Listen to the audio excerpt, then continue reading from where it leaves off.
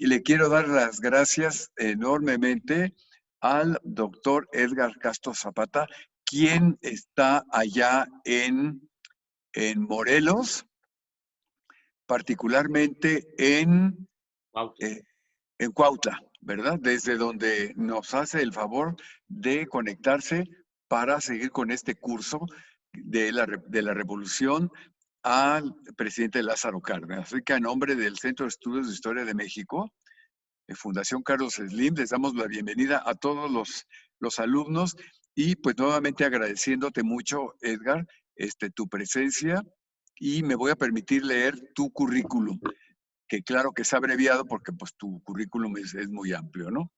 Bueno, el doctor Edgar Castro Zapata hizo su licenciatura en Historia en la Escuela Nacional de Antropología e Historia, diplomado en Historia de México por la Academia Mexicana de la Historia y adscripción actual es director general del Instituto Pro Veteranos de la Revolución del Sur, organismo descentralizado del gobierno del estado de Morelos.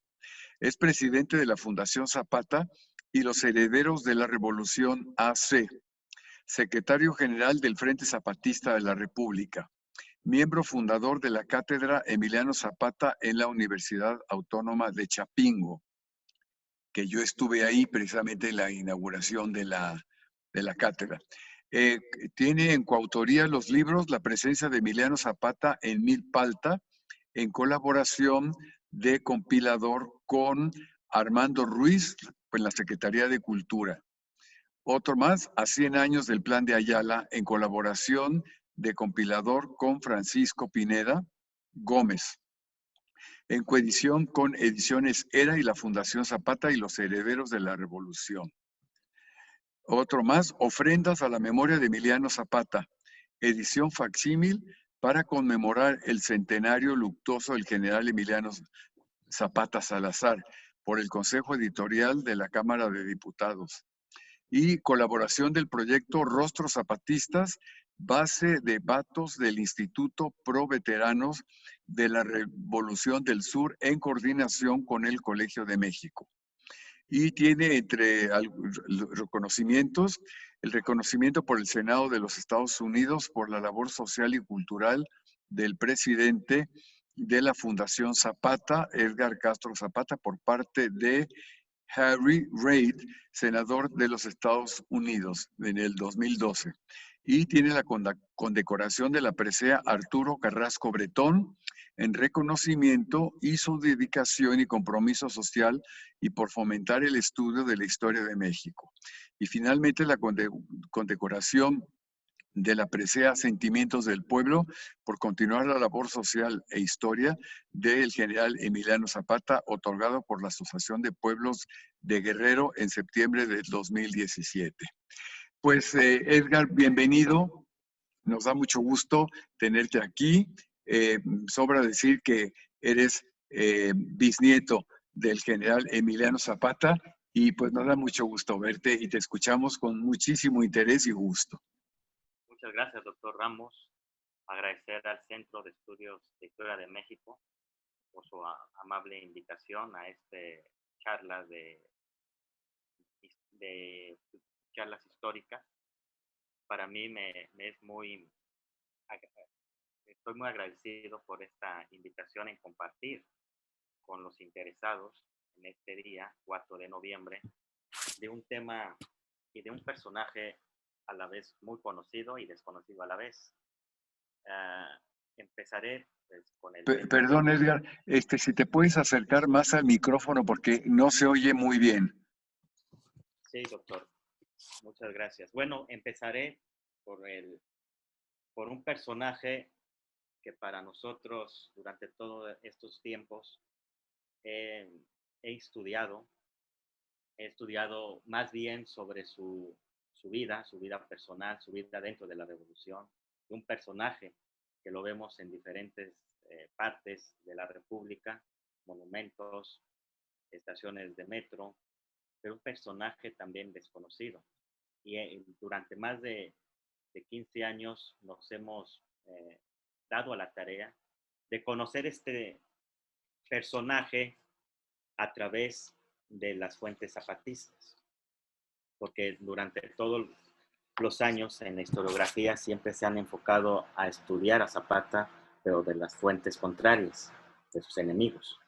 Pero ahora el tema que es interesante resaltar los trabajos que han aportado conocimientos a este personaje y a su revolución, como el doctor Francisco Pineda, maestro que le aprendí mucho, que a través y difundir la historia de Zapata es a través de los testimonios y de las fuentes zapatistas, como lo que alberga los fondos Emiliano Zapata, el Fondo Cuartel General Zapatista, que resguardan el archivo de la Revolución del Sur. Cabe mencionar que esta idea de materializar de la otra visión de los zapatistas surgió desde los veteranos, desde Gildardo Magaña y sus tomos Zapata y el agrarismo en México. Posteriormente, el aporte del profesor Jesús Sotelo Inclán, de Raíz y Razón de Zapata, y bueno, y el clásico libro Zapata y la Revolución del doctor John Woolman. Creo que para definir y ubicar geográficamente al personaje, nació el viernes 8 de agosto de 1879, el día en que se venera a San Emiliano en el Santorán católico en el pueblo de San Miguel Anenecuilco de la municipalidad de Villa de Ayala, en el estado de Morelos, como aquí podemos ver el mapa. Aconteció un hecho que alegró a la familia de don Gabriel Zapata Ventura y doña Cleofa Salazar Cerezo. El nacimiento de su noveno hijo, llamado Emiliano. Lo bautizaron en la parroquia de la comunidad. Sus padres invitaron como sus padrinos al administrador de la hacienda del hospital, aquí en Cuautla. Emiliano Zapata nace en un ambiente de resistencia social campesina frente a los hacendados de su comunidad. Ese mismo día, 8 de agosto, el periódico El Faro registra una movilización de 29 vecinos de Anenecuilco afectados que clamaban justicia ante los juzgados, promoviendo un amparo contra el jefe político de Morelos, que con conceptos de los quejosos, los campesinos de Anenecuilco manifestaron que habían violado las garantías de los artículos 15 y 27 de la Constitución. El hacendado mandó tapar el canal que conduce el agua para la hacienda de Coahuistla, en los puntos donde dichos campesinos riegaban sus huertos, y con esta afectación de tapar el vital líquido, pues ya no podían tener el cultivo. Ante este estado de opresión, la familia Zapata Salazar ha sido protagonistas también en los orígenes de los Zapatas. Tuvieron miembros muy relevantes dentro de las etapas históricas de México. El niño Emiliano, como le decían de cariño, era heredero de luchadores sociales como doña Justa Zapata, esposa del héroe insurgente Francisco Ayala, quien murió abrazada junto a su hija en su casa incendiada por las tropas españolas en 1812, durante la Guerra de Independencia. También uno de sus familiares, que se llamó José Salazar, indígena que asistió al heroico sitio de Cuautla, apoyando al generalísimo José María Morelos. Se casó él con la criolla Vicenta Cerezo. A su vez, su bisabuelo, José Zapata, líder natural de Anenecuilco, que combatió al imperio de Maximiliano y luchó por recuperar las tierras que desde el siglo XVI había sido objeto de disputas por los hacendados. Don José Zapata manifestó ante Porfirio Díaz en junio de 1879, y cito: Los ingenios azucareros son como una enfermedad maligna que se extiende y destruye y hace desaparecer todo para posesionarse de tierras y más tierras con una sed insaciable. Eso es lo que manifestaba el bisabuelo de don Emiliano. Para 1876, los de Anenecuilco manifestaron de nueva cuenta a Díaz. Y cito, tenemos fe y confiamos que algún día la justicia se haga cargo de nuestros problemas. Guardaremos con celo los papeles que un día demuestran que somos los únicos y verdaderos dueños de estas tierras. Los años pasaron y José Zapata falleció sin tener respuesta a la petición de la devolución de las tierras.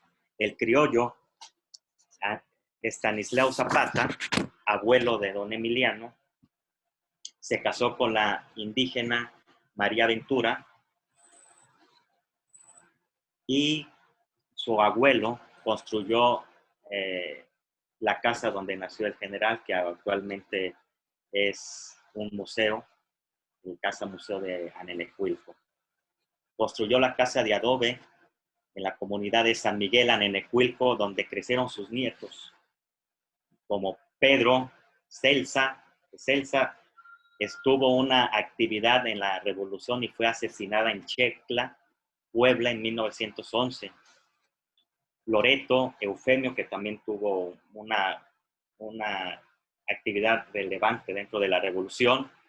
Ramona, María de Jesús, María de la Luz, Clotilde, Fobita, fue asesinada en Anenecuilco por fuerzas de Victoriano Huerta el 20 de octubre de 1913, a la vez Emiliano y Matilde, de todos con apellido Zapata Salazar. El niño Emiliano, como aquí lo podemos apreciar, es una fotografía expuesta en la casa de Anenecuilco, de la Casa Museo, donde se aprecia un grupo de niños en el corredor de la iglesia, que antes estaba la iglesia del pueblo, fechado el 12 de diciembre de 1889. Esta fotografía se la regalaron a mi abuelo los de Anenecuilco y podemos apreciar con el número 1 a Emiliano Zapata, el número 2 a Eufemio, su hermano mayor, sus primos Gil Muñoz Zapata, Rafael Merino, su padre Gabriel Zapata, Carmen Quintero y Carlota Pérez, todos. Esta foto me encanta presentarlas a ustedes porque en el transcurrir del tiempo, todos estos niños que jugaban y estudiaban juntos en la escuela, secundaron la Revolución Campesina en 1910, ¿no? Y creo que el niño Emiliano creció escuchando los relatos de sus tíos y de José María, las hazañas de sus campañas como soldados de la Reforma y contra la intervención francesa y el imperio. Pero su interés era cuando narraban los sucesos de los llamados plateados, que eran bandidos sociales que asolaban la región morelense, de esas luchas de combatirlos. Su tío Che María, así le decían de cariño, mostraba con orgullo el brazo izquierdo, la cicatriz de un machetazo, el cual el niño quedaba sorprendido. El niño Zapata le gustaba ayudar a su padre en los labores del campo, en el campo del Guajar. Ahí acompañaba a su padre, cargaba leña, manojos de zacate, pero estaban muy custodiados por los hacendados que no les permitían acceder a los terrenos de la hacienda, ¿no? Ahí el pequeño Emiliano, pues, se enfrentaba con los guardatierras, ¿no? La familia Zapata Salazar se sostenía de la compra y venta de animales. Y así fue que Emiliano empezó el tener el gusto por los caballos. Don Gabriel le regaló una pequeña yegua llamada La Regalada. Su abuela materna, de nombre doña Vicenta Cerezo, le dio una novilla a la que le llamó la regalada. Miliano, como le decían de cariño, era inquieto, travieso y atrevido. Apenas tenía 7 años cuando un día se montó a pelo a un caballo de la casa de su tía Crispina, hermana de su madre, y salió corriendo, pero no se soltó, y cuando más tarde regresó, arañado y bañado en sangre, decía triunfalmente a su prima Carlota, y cito, pero no me tiró, me arañé con los huizaches, pero no me tiró. Así decía Emiliano. En otra ocasión, montó un novillo y este lo tiró y se pegó en la cabeza, dejándolo inconsciente, provocando un gran susto a su madre. Estos son testimonios de familia. Durante su infancia, adquirió un espíritu de observancia notable y una intuición maravillosa. Aprendió a leer y a escribir. Esto es un testimonio de Octavio Paz Solórzano, el padre del premio Nobel, que él fue un zapatista. A los 8 años, Emiliano vivió de carne propia la ambición del hacendado don Manuel Mendoza Cortina, quien le arrebató las tierras y provocó la destrucción de un barrio antiquísimo de Anenecuilco que se llamaba el barrio de Olaque, situado al oriente de Anenecuilco. Con este hecho, los vecinos de su pueblo rescataron la imagen de Cristo crucificado. La llevaron a la iglesia principal. Frente a estas injusticias de su pueblo y de su familia, Emiliano Zapata le hizo un juramento a su familia, que eso es muy, muy comentado por el libro de Gildardo Magaña, que al ver la injusticia que les había quitado el hacendado a la tierra a la familia, hizo una promesa a su padre que cuando él fuera grande haría que devolvieran las tierras, ¿no? O sea, se puede decir muy poético, ¿no?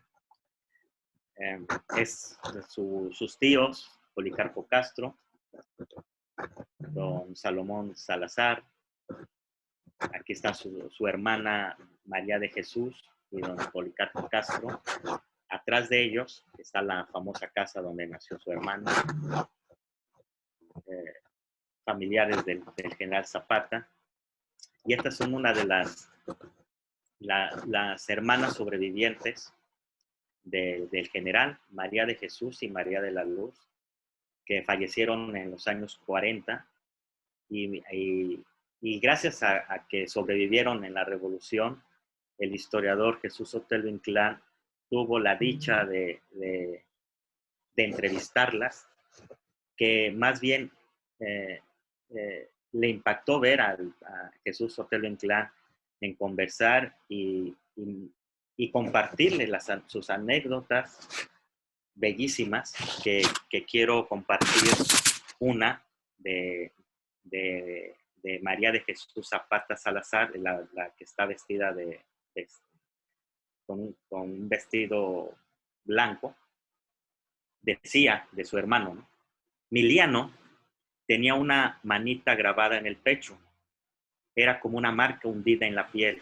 Mis papás no sabían qué quería decir, pero de por sí creyeron que era una señal. Esa famosa manita, un lunar que tenía en el pecho, surgió, bueno, con esa manita no la encontraron en el cuerpo acribillado el 10 de abril de 1919, cuando al general Zapata lo trajeron de Chinameca a Cuautla para mostrarlos a los periódicos nacionales que ya habían matado al caudillo del sur. Entonces, ahí se derivó la leyenda, ¿no? Que no era él, ¿no? Pero bueno, durante su infancia, y creo que este juramento que le hizo a su padre se hizo realidad antes de que fuera un general conocido. Hay una fecha muy emblemática que le marcó su vida, muy joven, por cierto. El general tenía 30 años cuando adquirió la representabilidad de su pueblo. Y una fecha emblemática que la conmemoramos aquí en la región, en la región oriente de Morelos, es el 12 de septiembre. pero de 1909, fue el Consejo de Ancianos, lo eligen presidente de la Junta de Defensa de las Tierras de Anenecuil. Es un relevo generacional, ¿no? que a los ancianos, al verse imposibilitados de tantos años de litigio ante las haciendas, ante el acaparamiento y coludidos con el gobierno de Porfirio Díaz, pues hacían la ley a su manera, y acertadamente los ancianos congregados en la iglesia del pueblo eligieron al joven Emiliano Zapata porque tenía un liderazgo nato, con antecedentes familiares como las que había yo comentado, que personajes, miembros de su familia, estuvieron en las etapas de la historia, ¿no? Y creo que ese acto del 12 de septiembre, cuando lo eligen presidente de la Junta de Defensa y le otorgan a los ancianos la custodia del archivo de Anenecuilco, él se documentó, él pidió apoyo a sacerdotes de Tepoztlán y Tlayacapa para que le instruyera en el idioma náhuatl, porque la mayoría de los documentos estaban en ese idioma. Y en este acto se comprometió con su gente a defender el derecho a la tierra, montes y aguas frente a los atropellos de los hacendados protegidos por el dictador Porfirio Díaz. Ante este contexto, comenzó a encauzar en Anenecuilco una lucha incansable por la tierra, la libertad y la ley a los pueblos aledaños de la región morelense. En el 11 de marzo, ya encauzado el movimiento que proclamó el Francisco I. Madero el 20 de noviembre con el Plan de San Luis, y aquí en las tierras surianas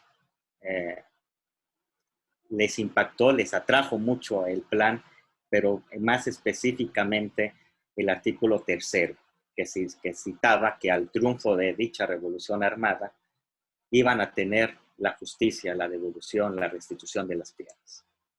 Ahí se animaron los hombres y mujeres surianos a encauzar esa revolución, pero no fue el 20 de noviembre, sino los surianos se levantaron en armas el 11 de marzo de 1911, en contra de la opulencia de los hacendados. Aquí quiero mostrarles, es una foto de la hacienda de San Carlos en Yautepec, y esta era la hacienda del padre de don Ignacio de la Torre, el yerno de don Porfirio Díaz. Nomás imagínense la opulencia que vivían los hacendados, ¿no? El 11 de marzo de 1911 encabezó en el estado de Morelos la Revolución Campesina del Sur, reclamando la solución del problema agrario. Dejó de confiar en el presidente emanado de la Revolución, Francisco I. Madero, y se declaró en su contra el 28 de noviembre de 1911, proclamando, junto con su compadre Otilio Montaño, el Plan de Ayala. Mediante dicho plan, buscó la restitución de las tierras a los campesinos. El Plan de Ayala buscó la restitución de las tierras a los campesinos, luchar, vencer y cumplir. Eso fue como un trueno que partió la historia de los pueblos a la conquista de sus libertades sociales. La primera ofensiva del gobierno de Madero fue emprender ataques militares contra los zapatistas, y la primera acción es asesinar a Zapata en Anenecuilco. Ahí, ya triunfando la revolución, ya firmado el plan de Ciudad Juárez, y lo que quería se estableció el gobierno provisional de Francisco de la Barra, y ahí los principales jefes que le encauzaron a Madero a hacer la revolución, Madero le pidió licenciar a su gente.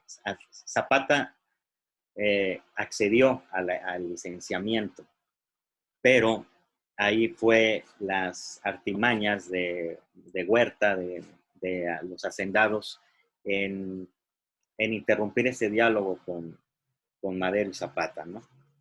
Aquí quiero citar a Zapata en una de sus cartas, que las pueden ustedes apreciar en el AGN, y con esta explicación de Zapata siempre le doy voz para que conozcan su pensamiento, ¿no? Y era tan congruente y tan claro y tan directo como esta masiva, ¿no?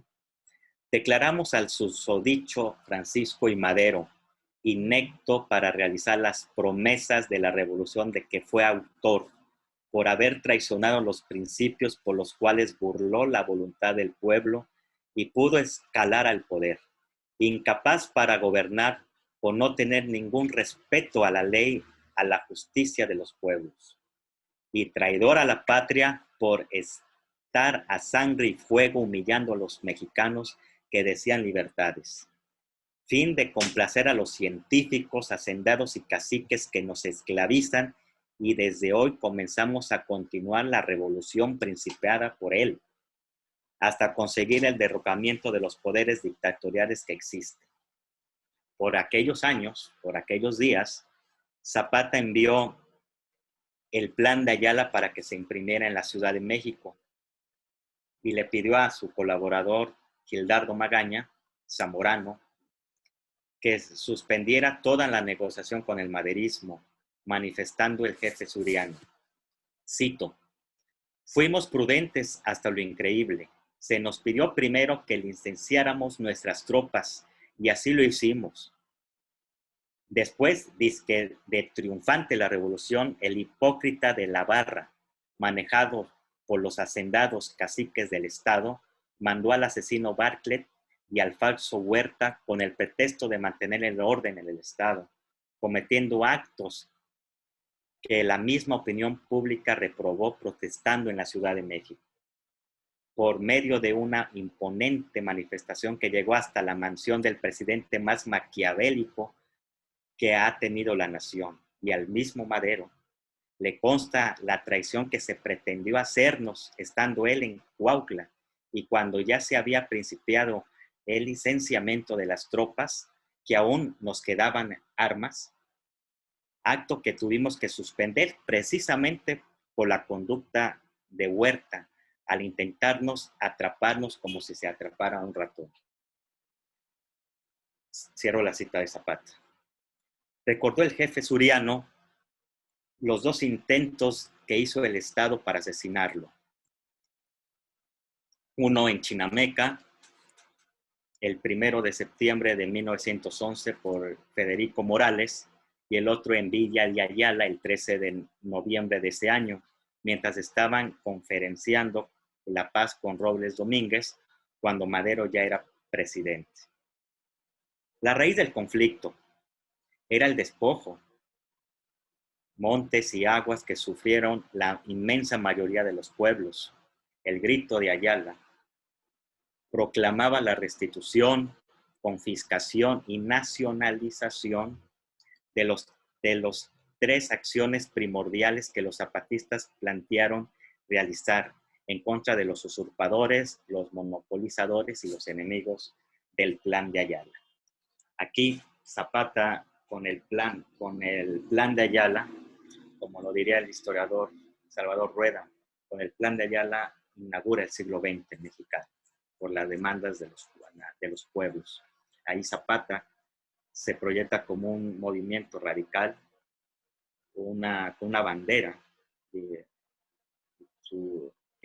plasmó en el plan de Ayala la restitución, el beneficio que al término de la revolución a los deudos, a las viudas y a los huérfanos les iban a tener el beneficio. Aquí Zapata y los zapatistas cobran una dimensión nacional. Aquí hay un caso de que durante muchos años se creyó que el zapatismo era regionalista, que no tenían un programa nacional. pero gracias a colegas, a maestros, se ha dado la dimensión nacional que fue Zapata. Aquí hay una portada de la Ilustración semanal del 26 de octubre de 1914. Aquí la presenté hace mucho tiempo en el centenario de la Revolución en el 2010. Y aquí me debatieron que no era Zapata porque se está riendo, ¿no? La mayoría de las fotos que conocemos del jefe suriano, pues siempre está con una actitud muy seria, ¿no? Pues estaban en plena revolución. Aquí esta fotografía me encanta porque ahí vemos al personaje, al ser humano, ¿no? Aquí fue retratado en la estación San Lázaro cuando ocupó la Ciudad de México los villistas y zapatistas, ¿no? Está bellísima esto.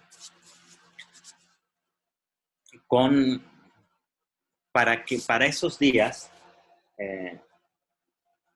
el conflicto y el naciente Ejército Libertador del Sur, aquí como lo cita en el legado historiográfico del doctor Pineda, que fue constituido no solamente por campesinos, sino por obreros, por peones, por arrendatarios, también con obreros, mujeres, niños, ancianos, una diversidad que constituyeron el Ejército Libertador del Sur, católicos, protestantes, mormones, masones. Entonces, hubo una diversidad de pensamiento dentro del movimiento zapatista. Y uno de los principales colaboradores y pilares que puedo considerar con el ejército zapatista fue su hermano Eufemio, el llamado el Flaco, que tenía un carácter muy, muy, muy pesado. Creo que puedo denominar a Eufemio como el brazo armado y el general Zapata pues era el jefe de jefes, ¿no? Del ejército zapatista, pero gracias a estos hombres y mujeres le fueron causando más impacto al movimiento zapatista y a la difusión del Plan de Ayala.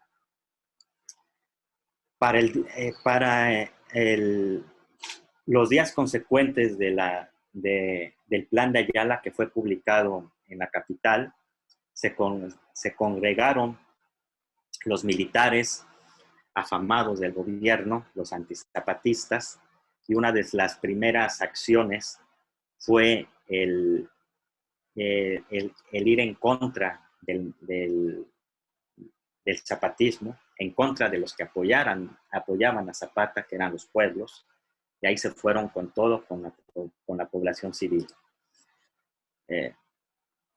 Fue considerada como enemigo y sería blanco de los ataques militares del Estado, porque incendió en los periódicos, así decían en los periódicos, que los zapatistas cuentan con el apoyo de mucha gente del pueblo alucinada con las absurdas promesas de reparto de terrenos que le ha hecho Zapata. Estos elementos entorpecen la libre y eficaz acción de la tropa, porque a la vez que se sirven de espías, a los zapatistas niegan toda clase de información al gobierno. El pueblo apoyaba en sus primeras etapas al zapatismo.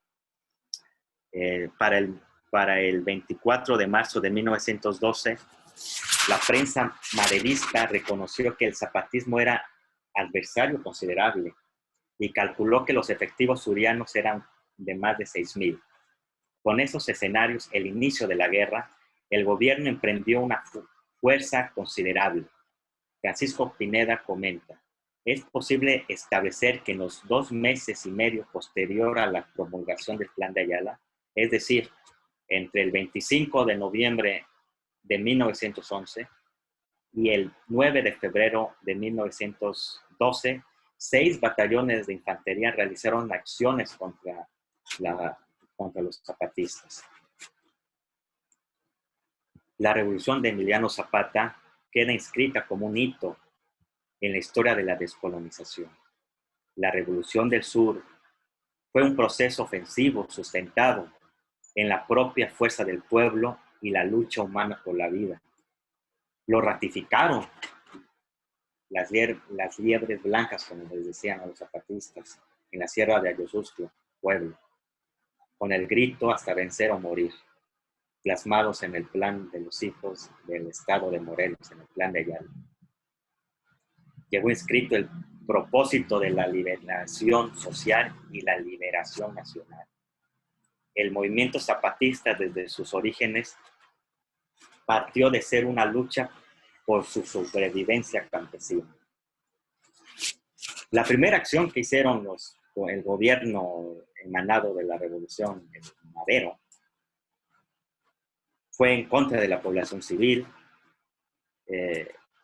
Encausó uno de los personajes de historia triste aquí en Morelos, don Juvencio Robles, el que quemaba todos los pueblos del sur, al cual Madero fue enterado por el general Justiniano Gómez sobre las operaciones en la población suriana, y felicitó a Robles por su valentía y lealtad y compromiso.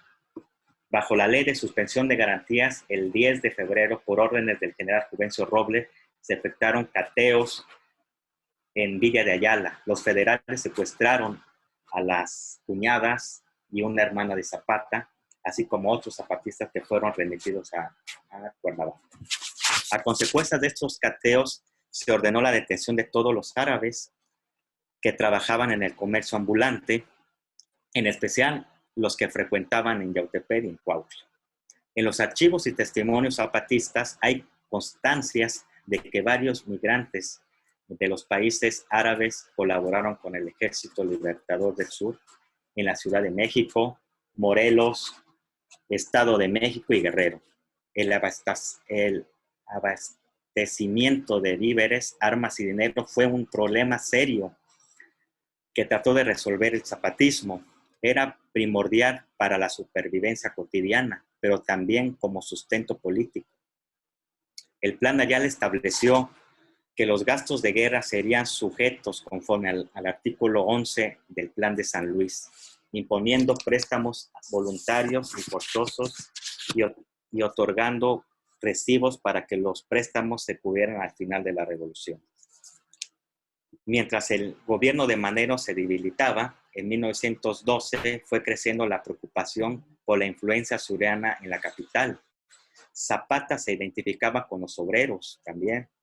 Así se lo hizo saber a Pascual Orozco, que estaba a favor de del trabajo del jornalero para reducirse a 8 horas, ¿no? Entonces ahí se va uniendo el campesino con el obrero, ¿no? Hay un manifiesto importante para darle una imagen completa a Zapata y al movimiento zapatista. Es el manifiesto del 20 de octubre de 1913. Deja ver el avance logrado por el movimiento al plantearse ya no solo el problema de las tierras, sino su vinculación con los problemas estructurales más profundos plasmados en el Plan de Ayala. Cito: fuimos de los primeros en tomar parte en aquel movimiento, y el hecho de haber continuado en armas después de la expulsión de Porfirio Díaz y la exaltación de Madero al poder revela la pureza de nuestros principios y el perfecto conocimiento de causa con que combatimos, y demuestra que no nos llevan mezquinos intereses, ni ambiciones bastardas, ni siquiera los oropeles de la gloria. No buscamos ni buscaremos la pobre satisfacción del medro personal. No anhelamos la triste vanidad de los honores, ni queremos otra cosa que no sea el triunfo de la causa, consistente en la implantación de los principios, la realización de las ideas y la resolución de los problemas, cuyo resultado tienen que ser la salvación y el engrandecimiento de nuestro pueblo. Eso era el pensamiento de los surianos, que al tener la ofensiva del gobierno, que la fotografía que están apreciando era panorama cotidiano aquí en la región suriana, y pues se tenían que defender los campesinos, ¿no? Porque ya no querían tener el, el hacer cumplir el artículo 3º, que era la bandera del mismo Madero, ¿no? Así se fue repitiendo muchas traiciones, los que consecutivamente subían a la silla presidencial, y así el pueblo no tuvo esa justicia tan anhelada. Para 1913, en plena guerra contra el usurpador Victoriano Huerta, el general en jefe del Ejército Libertador del Sur pasó a su pueblo natal, a Nenecuilco, y una vez frente a su casa, frenó su caballo y contempló por largo tiempo en silencio el lugar donde vivió con sus padres, el lugar donde nació y pasó sus años juveniles junto con sus tíos y hermanos, ese lugar convertido en cenizas.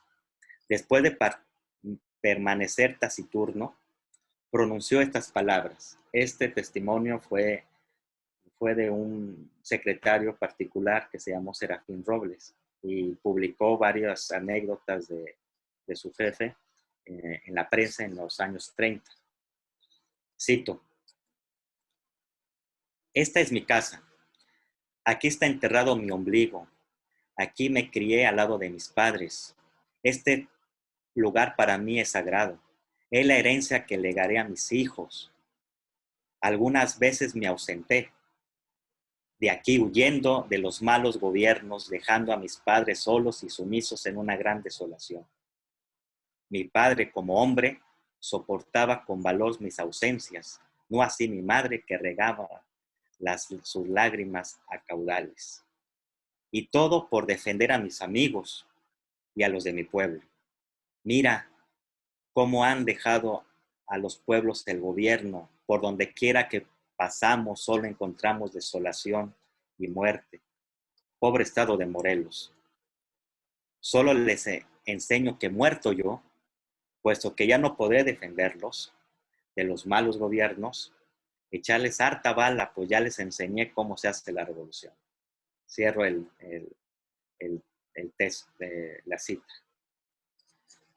Para John Woma, uno de los exponentes del zapatismo, el programa popular más radical de toda aquella época fue el programa de reformas políticos y sociales de los zapatistas, firmado en Jojutla bajo el lema Reforma, Libertad, Justicia y Ley, el día 18 de abril de 1916. Es el único programa de la llamada Revolución Mexicana que explica no solo la destrucción del latifundio, la creación de propiedad pequeña agrícola suficiente, no más, para la necesidad de la familia, la restitución de los ejidos y las aguas robadas a los pueblos, la dotación de ejidos y agua a poblaciones que lo necesitan, la fundación de bancos agrícolas, también la expropiación de la propiedad privada, sino también, más allá de las reivindicaciones del campo, el reconocimiento jurídico de las uniones y sociedades de obreros, para que los empresarios, capitalistas y patrones tengan que tratar con fuertes y bien organizadas uniones de trabajadores y respetar sus huelgas y boicot. Aquí nada del famoso equilibrio constitucionalista entre las clases, sino la justicia para los pueblos trabajadores. Cierto, los revolucionarios surianos no llegaron ni a pensar en el socialismo del siglo XX, ¿no? El brusco poema de Zapata, que lo podemos resumir durante lo que aconteció su revolución, 1909, 1910, 1919, cuando cae asesinado, en contra de los 5 gobiernos que le antecedieron al Porfirio. Creo que el movimiento zapatista, sí, un movimiento muy radical, con ideologías claras, pero también carente de armamento, ¿no? Que ahí creo que el brusco poema de Zapata fue una guerra de reivindicaciones, ¿no? Cuyas raíces estaban en el arquetipo antiguo de la madre tierra, así como lo evoca Octavio Paz. No es un azar que Zapata figura que posee la hermosa y plástica poesía de las imágenes populares, haya servido de modelo una y otra vez a los pintores mexicanos. Realismo y mito se alían entre la melancolía ardiente y desesperanzada figura que murió como había vivido, abrazado a la tierra, como ella está hecha de paciencia, de fecundidad, de silencio y esperanza, de muerte y resurrección. Eso lo engloba mucho el poeta. Y para ser un poco más, más crítico en lo histórico, creo que es uno de los personajes que en su tiempo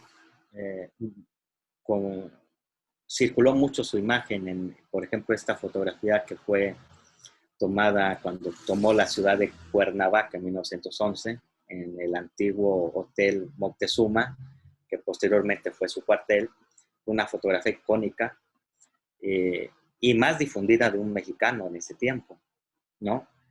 Y lo curioso que hay muy pocas fotos, las fotos más conocidas son las de Casasola, pero hay archivos en universidades de Estados Unidos que están es un material inédito que aquí a los que les interesa tener el acercamiento fotográfico con la Universidad de Berkeley en California, pues es un tema que no está muy estudiado, ¿no? Y lo que presento, algunas fotografías que he recopilado durante estos años y las he encontrado principalmente en las universidades de Estados Unidos, ¿no? Algunas pues, de Casasola, ¿no? Y podemos ver al general Zapata con su gente más cercana, aquí cuando fue la toma de la Ciudad de México en 1914, cuando creo que fue la primera ocasión que el pueblo toma la Ciudad de México. Yo lo considero que un ejemplo de que el pueblo cuando se propone pueden hacer grandes cosas. Y aquí lo que aconteció en diciembre del 14, la entrada de Villa y Zapata en la Ciudad de México fue una de las noticias que corrió a nivel internacional. Aquí esta fotografía que se muestra en un Zapata, en Villa, a Botilio Montaño. Aquí el niño que está atrás de Pancho Villa era mi tío Nicolás, el primogénito del general Zapata, de aproximadamente de 28 hijos que tuvo durante la revolución. Eso está muy importante. El personaje que está aquí de sombrero con un bigote corto es Leobardo Galván, el que publica en los periódicos de la época, en 1911, el famoso Plan de Ayala. Y bueno, estas son fotos del banquete cuando el gobierno convencionista nombra a Eulalio Gutiérrez como presidente provisional. Ahí, en contra de Venustiano Carranza, que se aferra a la silla del águila, y fue una de las luchas de diferentes fracciones en contra de diferentes modelos de nación, ¿no? Y creo que pues el general Zapata durante todos sus años fue consecuente, fue dar al pueblo lo que justamente les habían arrebatado. Aquí son fotografías que me firmó mi abuelo, don Mateo, antes de morir, en el 2007. y se los comparto con mucho, con mucho cariño. Aquí está Zapata en 1914 en la Estación Pastor, con sus principales colaboradores, Manuel Palafox, conocido como el Ave Negra, ¿no? Aquí con Hijos de Hacendados. Y bueno, llega el tema de la emboscada que fue víctima el general Zapata en Chinameca el 10 de abril de 1919, que afortunadamente en los archivos de la palabra de Lina hay un testimonio de doña Goyita Zúñiga, compañera del general, que atestigua días antes cómo fue preparando Guajardo, el que está aquí presente, Guajardo y Pablo González. Pablo González, jefe militar en el estado de Morelos. Ahí doña Goyita Zúñiga, que también procrea una niña llamada María Luisa Zapata, ella es toda mujer tiene una intuición natural. Y ahí Goyita le decía a Zapata, ¿no? Pues que no se dejaba engañar por Guajardo. Pero bueno, ahí fue ganándole la confianza Guajardo a Zapata con un regalo que le hizo, sabiendo que Zapata era amante de los caballos, aquí en la estación Pastor, aquí en Morelos, le regaló el as de oros. Y ahí quería que fueran a la hacienda. Pero ahí pasan antes de ocurrir el asesinato, se van a Tepalcingo. Ahí Jesús María Guajardo se hace sentir enfermo y le pide Zapata a Goyita hacerle un té. Entonces, ¿cómo se verá Zapata esperando el té que le iba a hacer, que él se lo iba a preparar Goyita, y se lo va a dejar a la casa de Guajardo para que se sintiera bien, ¿no? Ya cuando llegó Zapata a la casa de Guajardo, Guajardo no se lo tomó porque creía que esa bebida estaba envenenada. Nomás se hizo la finta de que lo tomó. Todo esta anécdota está contada por Goyita. Ya antes del 10 de abril por la mañana, Zapata quería ya tener una vida privada. Desde siempre manifestó con Madero, cuando se quiso licenciar sus tropas, que él quería tener irse a la vida privada, a convivir con su familia. Pero ahí las mismas circunstancias le fue dando más responsabilidad hacia su pueblo. Y eso se lo hizo saber a Goyita un día antes de su muerte, que él ya quería tener una paz con su familia, pero que iba a ver al coronel Guajardo para ver la posibilidad de que le ofreció caballada, armamento, y lo sitúa en Chinameca. Y aquí está una de los acervos que me permitieron la familia Guajardo. Es el personaje ahí de Candela, Coahuila, el padre, el abuelo más bien.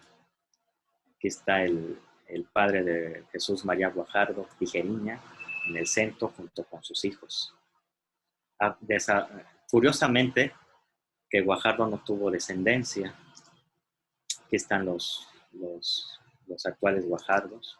Y bueno, y el hecho de Chinameca es muy sabido, ¿no? Pero no se sabe qué es lo que pasó antes, ¿no?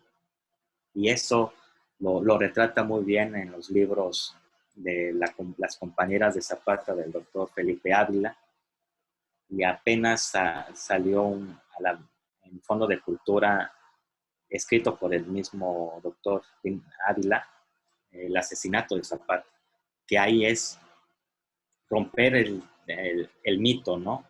Sino que él reconstruye con base a los testimonios de los zapatistas, ¿por qué cayó? Zapata en Chinameca. Creía que sí iba a tener el armamento prometido por Guajardo, pero ahí fue acribillado con 3 impactos de bala. Y curiosamente, como información importante, el Centro de Estudios de Historia de México, les agradezco la invitación, resguarda el documento de la necropsia, en donde se asienta que el cuerpo que fue depositado, expuesto los días 11 y 12 de abril de 1911 aquí en el centro de Cuautla, en el Palacio Municipal, que ese hombre de 40 años era en vida Emiliano Zapata, y lo firma uno de sus jefes de escolta, Eusebio Jáuregui, de 25 años, que antes se quiso negar que el cuerpo presentado era de su jefe, pero ya después lo asienta en el documento que resguarda el Centro de Estudios, lo asienta que sí era, que es su jefe, Emiliano Zapata, y lo asesinan en el panteón aquí de Cuautla. Yo creo que es una de estas fotografías que corrieron alrededor nacional, ¿no? Que mostrando que, y en los periódicos del Universal se puede leer que el muerto Zapata, el zapatismo estaba liquidado, pero no contaron sus enemigos que a ese hecho ocurrido en Chinameca iba a inmortalizar una lucha, no un personaje, sino inmortalizar una idea de justicia, que creyeron que a matar al líder se iba a acabar estos movimientos de justicia. Y lo que hemos visto, y lo que nos consta, es que Zapata es un símbolo, una bandera de movimientos estudiantiles, obreros, banderas de grupos guerrilleros, como el de Chiapas, pero creo que un personaje que manchó con sangre la historia, ¿no? Que gracias a esta lucha de la revolución, en específico del sur, los gobiernos revolucionarios tuvieron que voltear a ver las necesidades de la gente, la necesidad del campesino, ¿no? Y creo que lo que con Lázaro Cárdenas lo materializó en la dotación de las tierras y puso en alto la figura de Zapata en la publicación que hizo en 1933, la publicación de Emiliano Zapata y el agrarismo, del general Gildardo Magaña, también fue zapatista, y en el tiempo de Cárdenas fue gobernador de Michoacán. Y creo que bueno, con esta imagen de la máscara mortuoria del general Zapata, cierro mi charla. Les agradezco mucho en haberme invitado y tener el tiempo que ustedes me permiten en exponer de un personaje para mí apasionante, no porque fuera mi bisabuelo, sino un personaje completo que lo podemos ver como ser humano. Tuvo sus errores, tuvo sus virtudes, pero creo que a las nuevas generaciones hay que resaltarles esos valores cívicos. Y le agradezco mucho al doctor Ramos de tener ese acercamiento con ustedes. Muchas gracias. Muchísimas gracias, Edgar Castro, por esta biografía que nos has mostrado de tu antepasado y esa riquísima iconografía que también es verdaderamente pues todo un trabajo de investigación, como tú dices, en México y en los Estados Unidos. Tienes algunos comentarios en el chat, no sé si los quieras ir leyendo y respondiendo. Por ejemplo, de Ernesto de Jesús. A ver, si me hace favor, Doc, porque... Sí, no Ernesto de Jesús dice, Emiliano Zapata consideraba a Venustiano Carranza como un político burgués que con sus reformas políticas iba a fomentar el despojo territorial agrícola de los campesinos y personas humildes. Es pregunta. No, claro, una de las ofensivas de los carrancistas con el tema agrario, con el Plan de Ayala, fue su emisión de la ley agraria del 6 de enero, ¿no? Que le quiso arrebatar la bandera social a Zapata, pero lo que quería Zapata era la pronta solución, no tanto papeleo, sino que la gente ya se estaba muriendo de hambre y querían cultivar la tierra. Entonces, la revolución fue un enfrentamiento de varias visiones de país, que desgraciadamente pues la encausada por el pueblo, como representada por Zapata o Villa, fue desgraciadamente asesinado y su movimiento fue derrotado, ¿no? Pero creo que el valor y el ímpetu y la inspiración de estos personajes pues ha influido hasta nuestros días, ¿no? Para todavía con la búsqueda de la justicia social. Sí. Elizabeth dice, es peculiar cómo un movimiento como el zapatista, que algunos prestigiosos investigadores le llaman regional, entre comillas, en contraste con el de Carranza, que tuvo una visión nacional, pero al paso del tiempo Zapata es una figura e inspiradora internacional. Claro, por ejemplo, el aporte bueno, desde Jesús Otero Inclán, de Raíces y Razón de Zapata, del clásico Zapata de Woman, hasta la obra historiográfica de Francisco Pineda Gómez y del doctor Pineda y del doctor Ávila. Creo que en estos últimos años se ha dado la internacionalización del movimiento como, como un movimiento no regional, sino nacional, y como lo podemos ver en el aporte de sus 4 libros del doctor Pineda Gómez, que Zapata quería la internacionalización de su lucha y su pensamiento, que en el libro de Ejército Libertador, con documentos en mano, tenía la intención Zapata de publicar en inglés, en ruso, en francés el plan de Ayala, y lo hizo. Y hay una copia original del plan en inglés, el plan de Ayala está en la biblioteca de Washington. Y así podemos ver que hay estudios de jóvenes historiadores interesados como el doctor Moroni, que se cuestionaba siendo este, mm, estudiante de doctorado, cómo financiaban o quién financiaba a los zapatistas. Y ahí en su investigación del doctor Moroni Spencer, pues, los mormones desde Utah mandaban dólares a los principales eh, zapatistas de la región de los volcanes, Ozumba, Amecameca, de Utah a Mecameca, de Amecameca al cuartel de Tlaltizapán. Entonces, es un tema que a la vez hasta los daba miedo tener la sombra del libro de Womack, ¿no? Pero actualmente hay mucha tela con qué cortar, más en el movimiento zapatista y más qué hicieron, ¿no? A mí también una de mis interrogantes es qué pasó con los zapatistas después de su muerte, ¿no? Y hay Edgar Rojano también, las cenizas del zapatismo, también se estaban peleando por el poder, ¿no? Del Estado. Entonces, es muy interesante tu pregunta, tu comentario, eh, que espero que me invite más seguido al doctor Ramos para compartir más. Claro, claro que sí, con mucho gusto. ¿Quién es el de la fotografía, Edgar?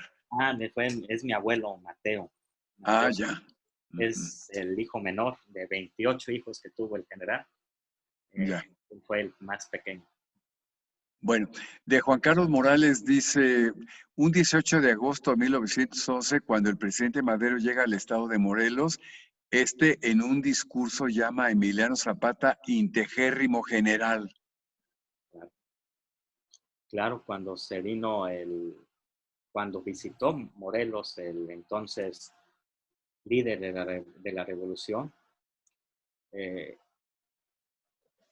con la encomienda de licenciar las tropas surianas, y ahí lo recibe aquí en la estación del ferrocarril que actualmente existe aquí en el centro de Cuautla, y todavía existe el tren, la 279, ahí bajando el líder Madero, abraza a Zapata desde ni integérrimo, ni íntegro, y ahí se van caminando de la estación del ferrocarril al Zócalo de Cuautla, y ahí pronuncia un magnífico manifiesto Madero defendiendo a Zapata por las cuestiones de desprestigio de la prensa capitalina, que lo trataban como bandido, que no tenían causa ni efecto, ¿no?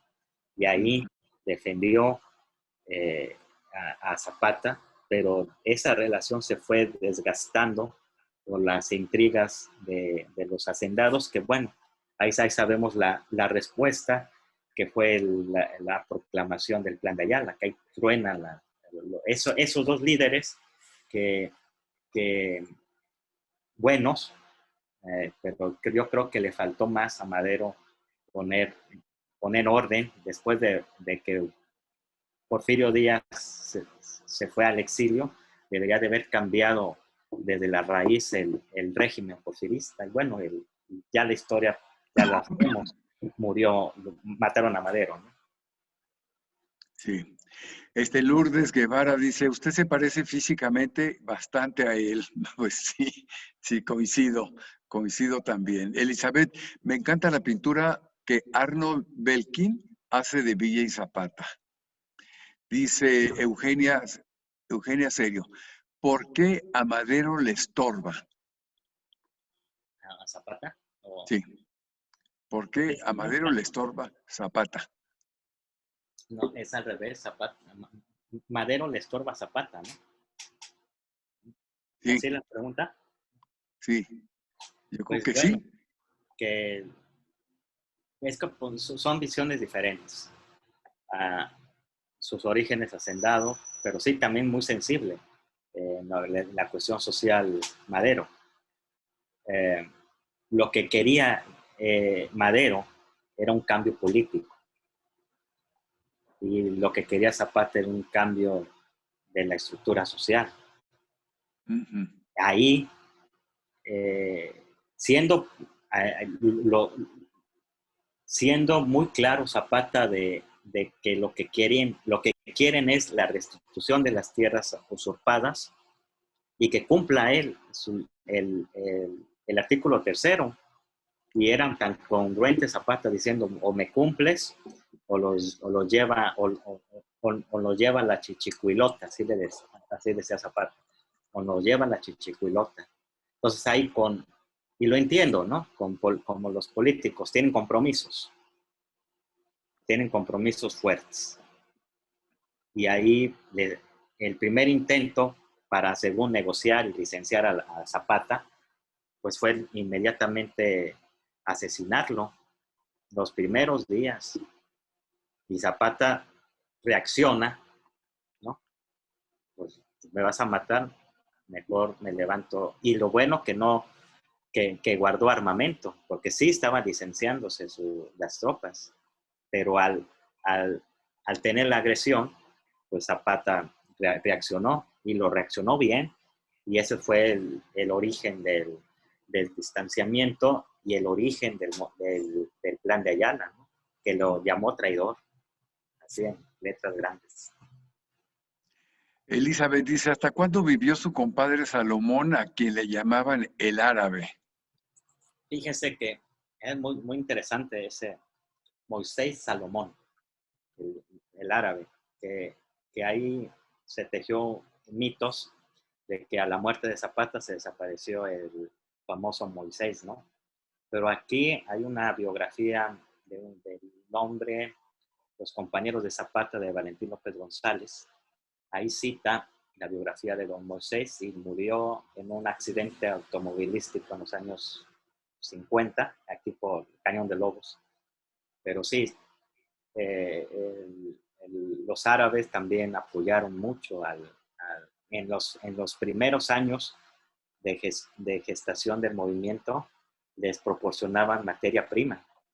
Y hay documentos, hay mucho documento y personajes que se puede hacer una buena investigación de los árabes en el zapatismo, ¿no?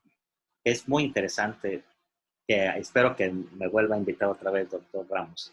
Claro que sí, por supuesto, para hablar particularmente de ese tema. Bueno, Manuel Martínez dice, ¿qué importancia tiene dentro del zapatismo Antonio Díaz Soto y Gama? Importante, de San Luis Potosí, uno que es considerado como uno de los asesores muy cercanos a Zapata. Tuvo un papel importante en la Convención de Aguascalientes, que casi ya lo mataban por decir del Álvaro Patrio un trapo viejo, ¿no? de Iturbide, pero fue uno de los personajes que podemos decir el grupo de los licenciados, ¿no? Porque intelectuales no me gusta llamarlo, porque es poner a los zapatistas como no tenían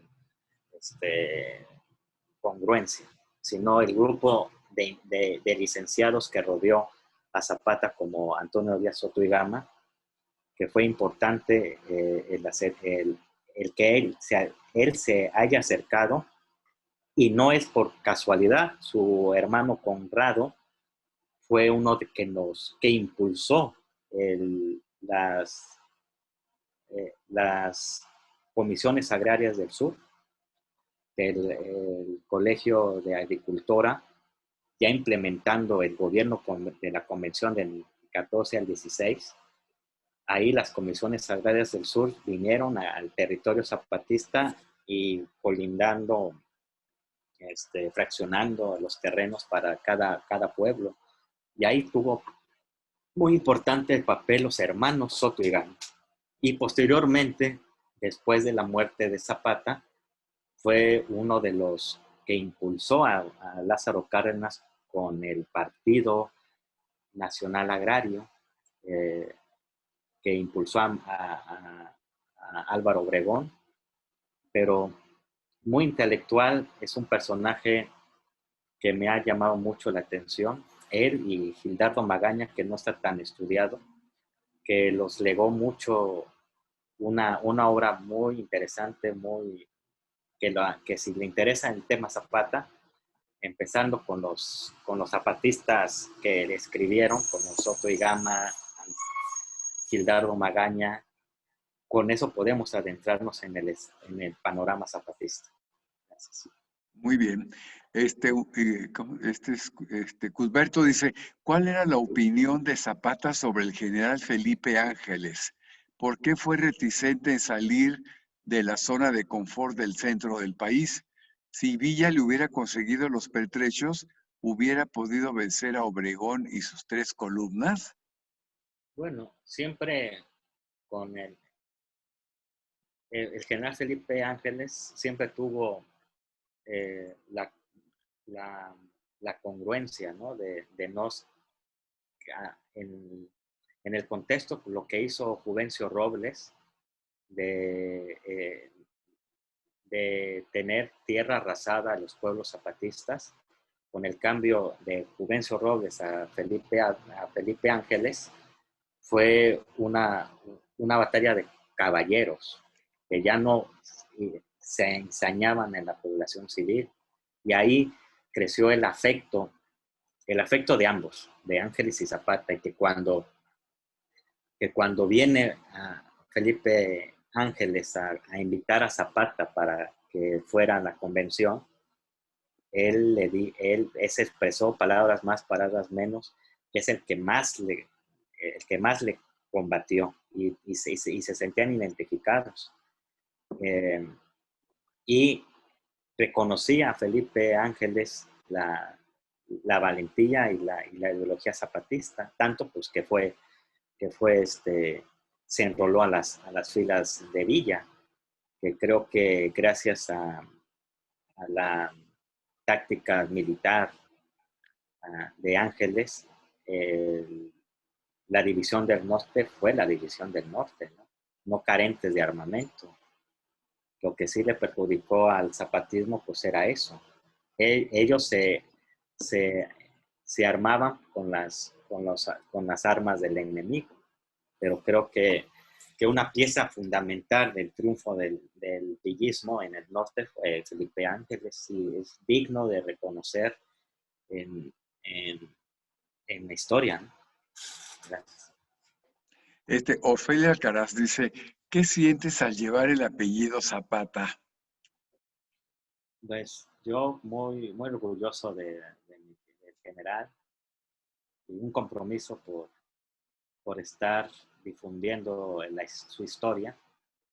No quiero caer en lo subjetivo, pero es imposible, pero creo que es una responsabilidad estar con ustedes, de exponer un personaje histórico y público que puede gustarles o pueden también tener sus puntos de vista, ¿no? Pero yo respeto a diferentes opiniones, pero sí defendemos y difundimos el, lo que representa en la historia de México un personaje como Zapata, que para mí pues ha sido toda mi vida estudiarlo durante la etapa de la ENA y ahora que me invite mi amigo el doctor Ramos en difundirlo de manera con todos ustedes, para mí me llena de alegría, pero también de mucha responsabilidad, porque tengo que cuidar de cómo me expreso ante personaje que desgraciadamente no lo conocí, ¿no? Pero lo conocí a través de mi abuelo, a través de las veteranos y las viudas que me contaron desde niño quién fue Zapata, y creo que yo tengo dos visiones de Zapata, lo histórico, lo que ustedes saben, lo que ustedes me escucharon, y un Zapata más interno, más íntimo. Y bueno, muy orgulloso del personaje. Gracias. Claro.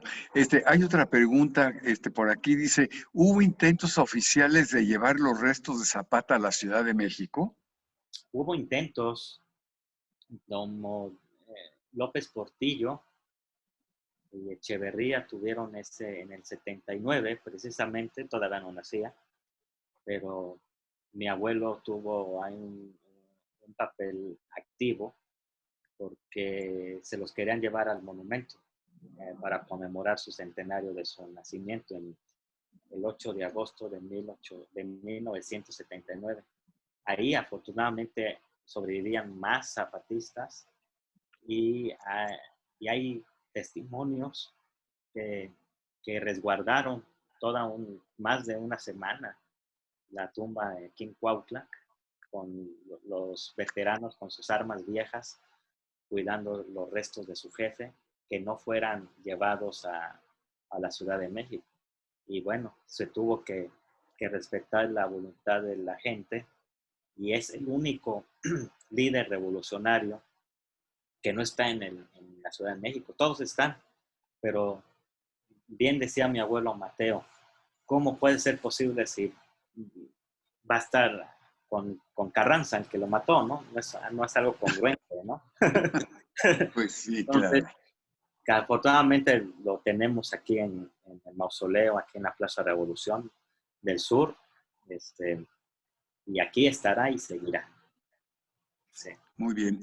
Hay muchísimos mensajes. No nos va a dar tiempo de leer todos. Unos 5 más, sí. ¿Estás de acuerdo, Edgar? Dice Fernando González, ¿qué opción tiene en la resolución de Zapata de mandar fusilar a Otilio Montaño? Bueno, fue ya en 1917, ustedes sabrán que los gobiernos que se asentaron quisieron atacarlo por varias razones, por lo bélico, lo militar, por la división ante su gente, ¿no? Por ejemplo, no solo con Otilio Montaño fue una guerra de desprestigio dentro del núcleo. Lo que querían era desaparecerlos. ¿Y cómo desaparecerlos o o cómo debilitarlo, pues desuniendo, ¿no? Creando una atmósfera de desconfianza. Y ahí, en esa atmósfera de desconfianza, pues cae en esa trama el profesor y compadre Otilio Montaño, que se quiso, hay documentos, que no quiso darle un juicio a su compadre, Zapata a su compadre, ¿no?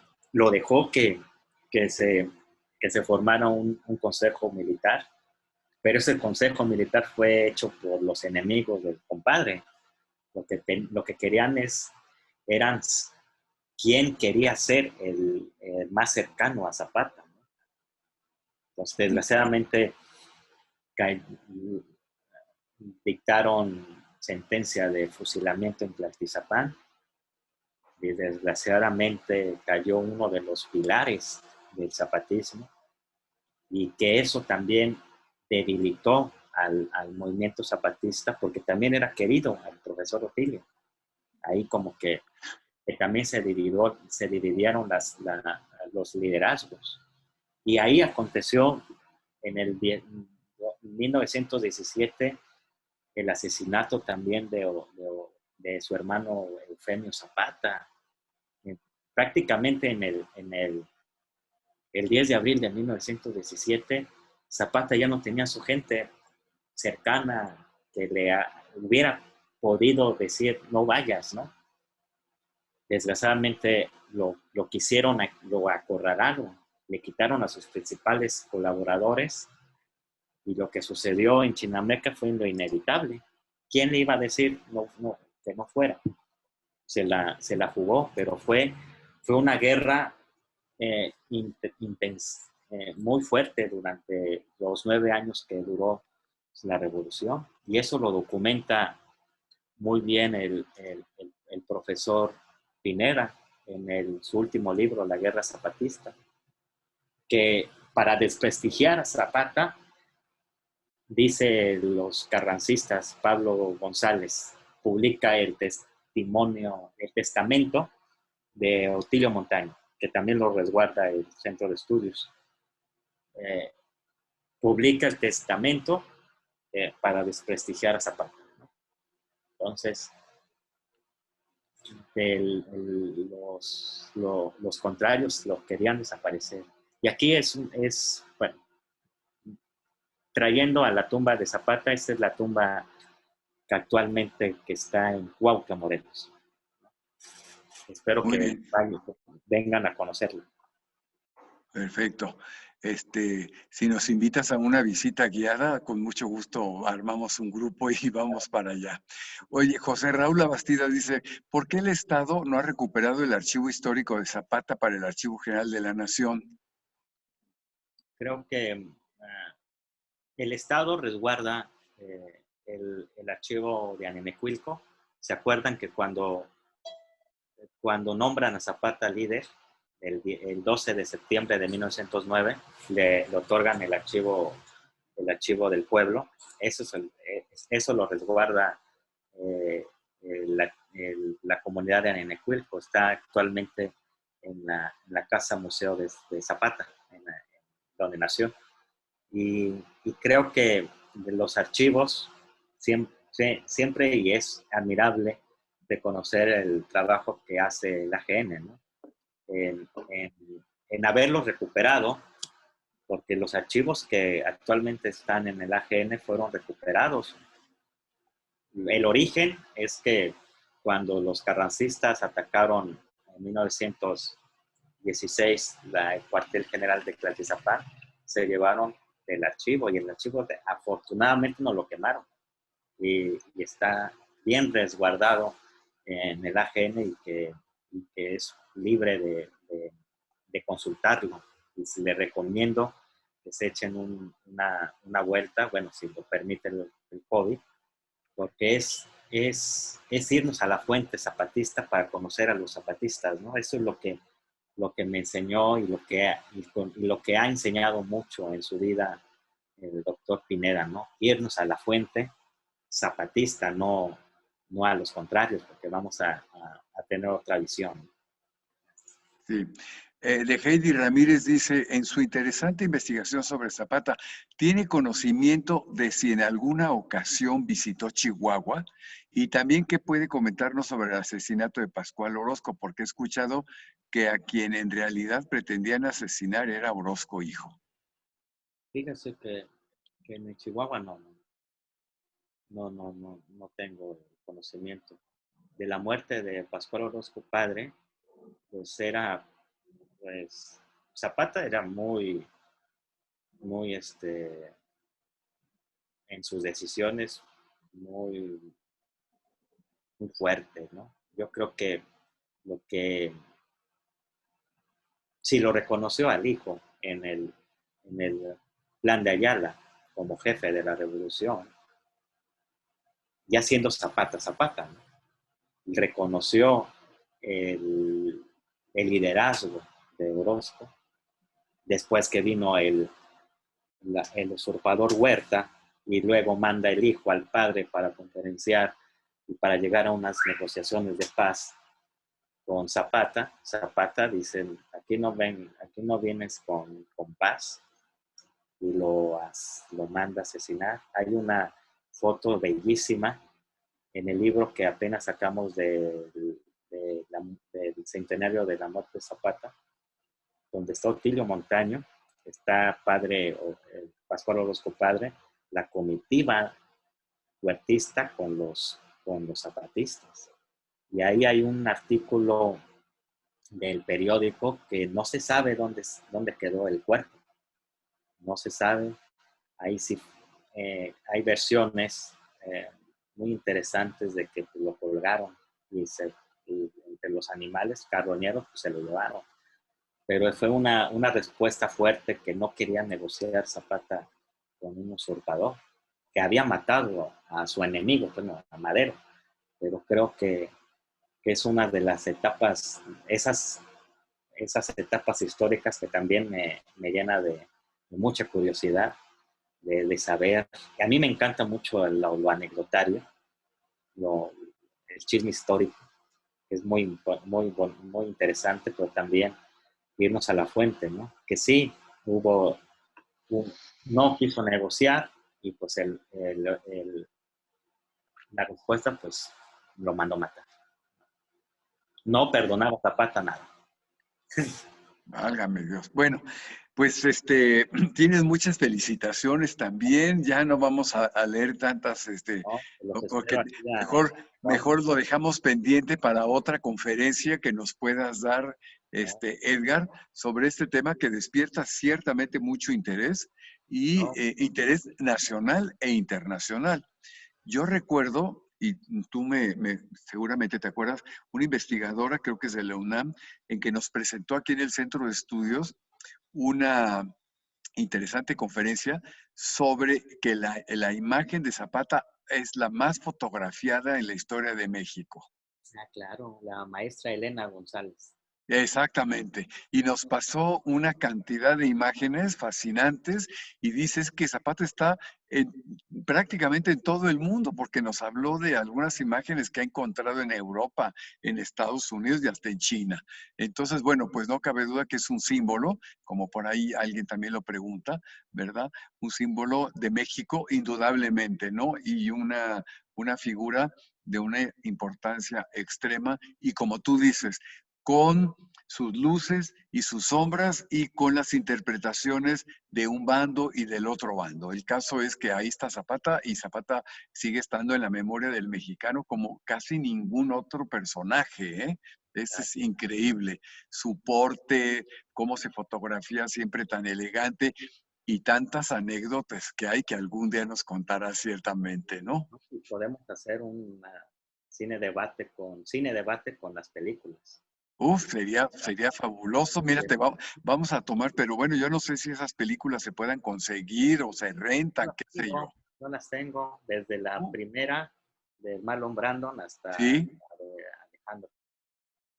pues yo creo que vamos a hacer un ciclo, si tú nos lo permites, para el Pero año entrante, porque ha sido muy enriquecedor tu plática y como los tienes ahí en el chat de mucha gente que te está felicitando y pues ni gracias. modo, el tiempo se va volando, pero yo creo que ahí dejaste una semilla muy fuerte para seguir leyendo y bueno, pues esperamos un libro tuyo también completo de toda esta investigación, porque te aseguro que se venderá de una manera importante porque pues la gente quiere saber más sobre Zapata. No me queda más que darte las gracias a nombre del Centro de Estudios de Historia de México, a todos los que nos siguieron, que fueron muchísimos, muchísimos, y que pues todos te felicitan.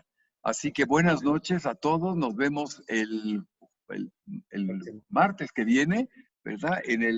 Para seguir este ciclo. Y nuevamente, Edgar, un abrazo muy fuerte. Muchas gracias y saludos ahí en casa y ahí, sobre todo, también a Cuautla. Los espero en Cuautla. Claro que sí, te vamos a tomar la palabra, ¿eh? Muchas gracias. Muy buenas noches. Muchas gracias. Hasta pronto.